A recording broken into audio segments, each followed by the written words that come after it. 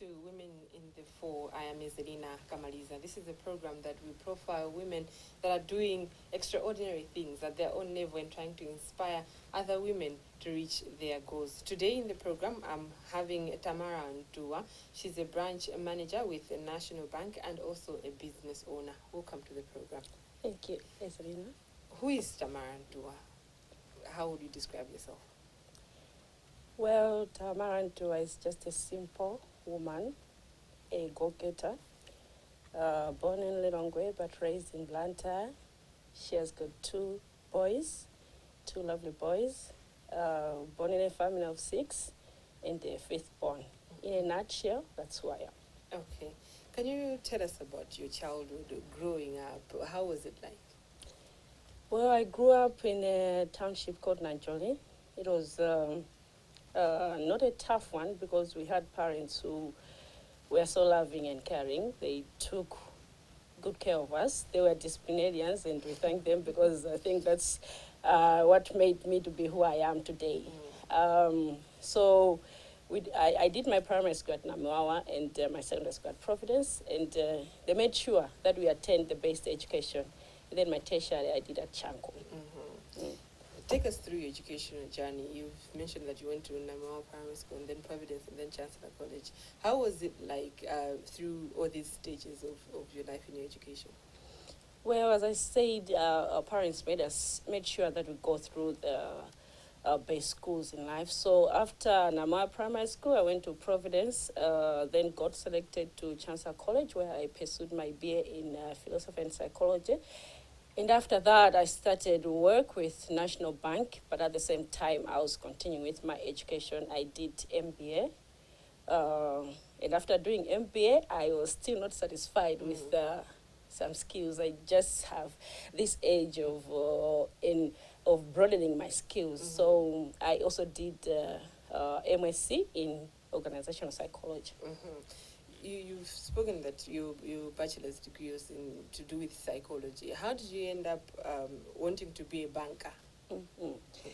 Good question. Psychology mainly deals with people, and I've always felt like I need to be in touch with people. I've always had this urge that I'm supposed to work with people. So having gone through that, my first choice was to be a lecturer, and I had gone for interviews at Chancellor College. But then I told myself that, no, this is not the path that I would want to take. I want to go and interact with people more. So that's why I joined the bank. After joining the bank, what was your first experience like working with people in the banking sector? Well, first I loved it. But as you know, in the bank, you have to start from the bottom for you to be well-versed with everything that happens. So as normal, I started at the bottom as a bank clerk. And it was quite a good experience because that's where I met different kinds of people. And it made me appreciate how the world is like, how the different kinds of people, and the respect as well. So, yeah, that gave me a good experience. Rising through the ranks, what are some of the things that made you push to wish to become a branch manager that you are now? As I said, goals. You always need to have goals in life.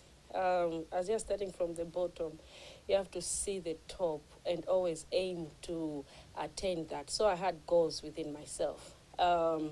I said, okay, through the ranks that I'm going through, what is my goal? I want to reach this position. Even now, I'm not yet there. I'm still aiming for more. So there's still more that you want to get to. Exactly. We are still eyeing for those positions of CEO and whatsoever.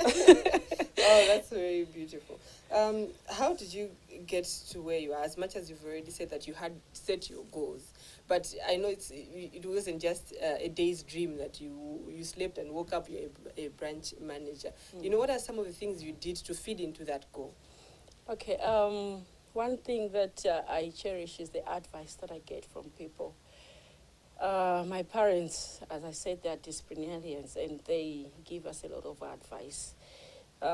They directed me through my path. For your information, my mom was also a banker. Oh, wow. So, yes, she endorsed me. She accepted that I've chosen to take that path. And then she was advising me every step that I would take. The other thing is I would focus on the things that would help me to achieve attaining those goals. Some of the things being enhancing my knowledge. That's when I had to do different schools. When I joined the bank, I realized that I had to do a diploma course in banking so that I should also widen my knowledge. I didn't take it that I have a degree, but then I said, okay, let me also widen my banking knowledge. So those are the things that helped me in my career. There's so many women out there who have attained a certain level of education, and they feel like that is enough. How much does that hold you back from excelling when you feel like, okay, this is enough, I can't do anymore? That's the biggest mistake that we people make. It's never enough in life. People always say that the sky is the limit, but I also have my own saying, which says that you are your own limitation. You don't have to put a limit on everything, on anything that you do. You are your own, you make your own course, you make your own path. So I always say that, okay, with this that I've attained, am I contented? So in life, one thing that makes you to go forward is not to be contented with anything, but still press on to attain more. Yeah. What are some of the exciting things that you have gone through working in the bank? Because pretty much you haven't gone anywhere else apart from the banking sector. What are some of the exciting things that you've seen working in the bank? Apart from dealing with customers, I've also experienced dealing with my work colleagues. I've worked in more than 7 service centers. And each and every time that I moved to a different service center, I would meet different personalities. And it would be like a whole new thing starting all together. And there I would appreciate different behaviors, different personalities, and I would learn 1 or 2 things. So that I've also appreciated a lot. Give us a bit of insight into what you do in your business. Okay, our day-to-day business is like I manage the service center, making sure that there is every provision that customers need. But at the same time, as we know that our business mainly focuses on customers, so customer service is at the heart of the bank. So we make sure that we provide the best service to our customers. At the same time, making sure that we are handling customer queries and we are providing whatever the customer needs. Getting back to where you are now, you've mentioned you're a mother, you've mentioned you own a business, and you're also a branch manager. Yes. How is it that you manage these roles and you are still able to hold it together? Well, that's a tough one. And I think that's where most people get it wrong. I wouldn't say that I've not stumbled along the way doing that. I have. It's tough being a mother, being a business person. But one thing that is important is you have to manage it very well. Time is of essence. Make sure you apportion every time to everything that you do. When it's time for work, you have to do your work. When it's time for business, you have to do business. And as well, you have to give time to your children because they need you. So apportionment is the key. You should apportion your time. Exactly. Right. To other younger women that have joined the bank, what has been your role in making sure that they also find a better working space, perhaps more than what you found when you were starting out? I'm glad that you have asked that because I like talking to women and to younger women, and I like encouraging them. I always encourage them that, the sky is the limit. Your mind is the limit. Don't limit yourself. The bank is just a platform to make you shine, and you have to utilize that platform no matter what. So you have to grab every opportunity that is there.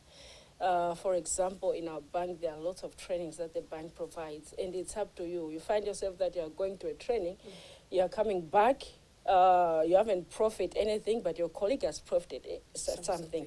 So it's up to you to grab that opportunity and utilize it. So, and I also encourage them that they have to believe in themselves. Never look down on themselves.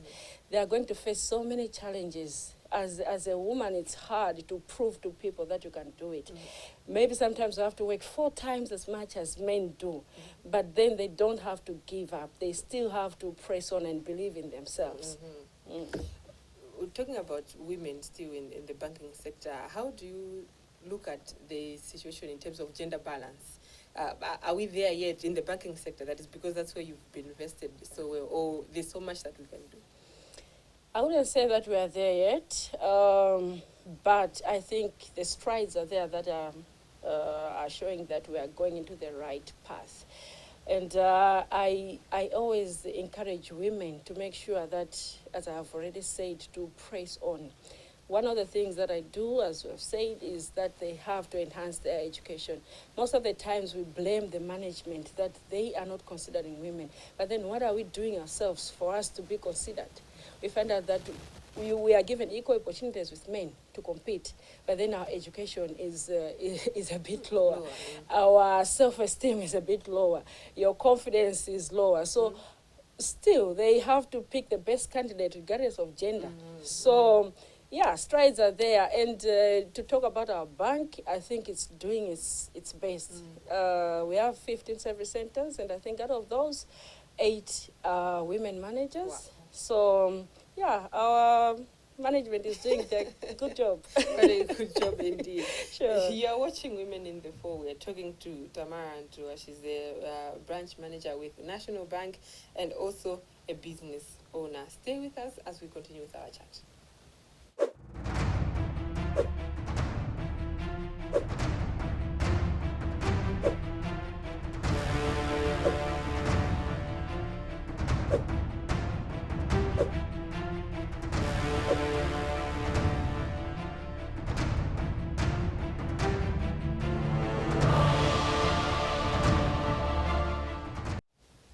Welcome back. You're watching Women in the Fore. I am Ezelina Kamaliza. Today we're talking to Tamara Ntuwa. She's a branch manager with National Bank and also a business owner. As we're continuing with our program, we've mentioned that you're a business owner. What are these businesses that you own? Okay, I do run a guest house in Mulanje, and I also run a barber shop. But I also just grab every opportunity that comes my way. My business is general, so to say. So when I hear that there's a certain contract, You go for it. What was your motivation, mainly with the businesses that you've established, apart from those that you just go for, but those that you've established, like the guest house and the barbershop? What was your motivation with this? Okay, my main motivation came about because I was in Mulanje before I came in Blantyre. I was a branch manager there.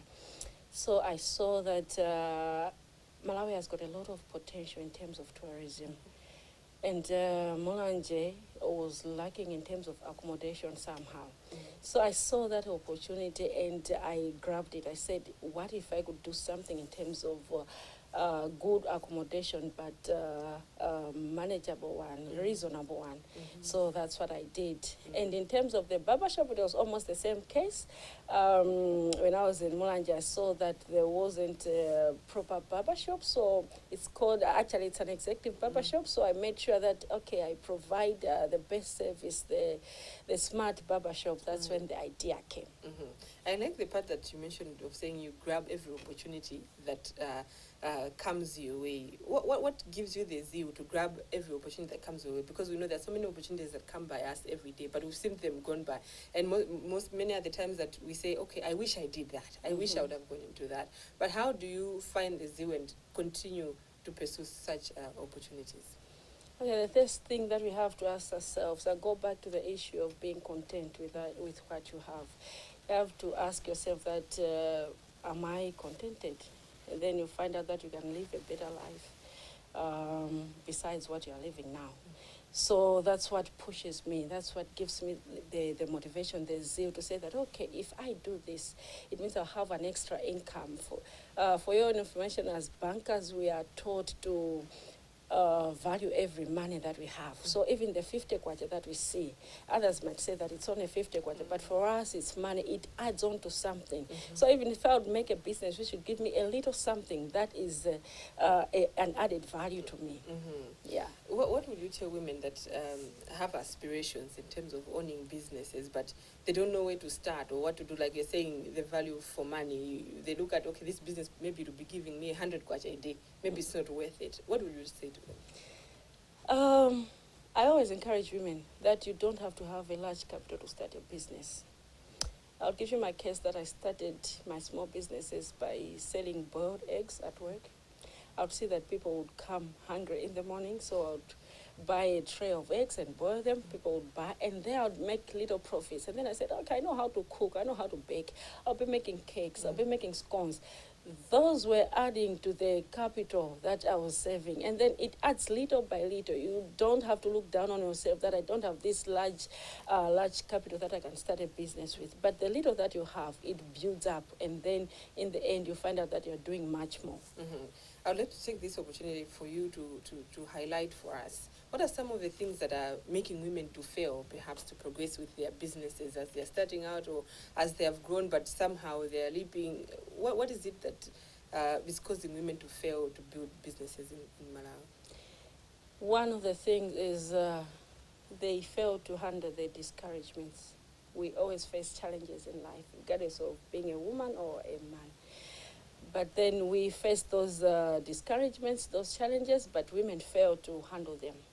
The other thing is acquiring the necessary resources to do that. You can say that knowledge to do that. Most women don't know even the basic accounting.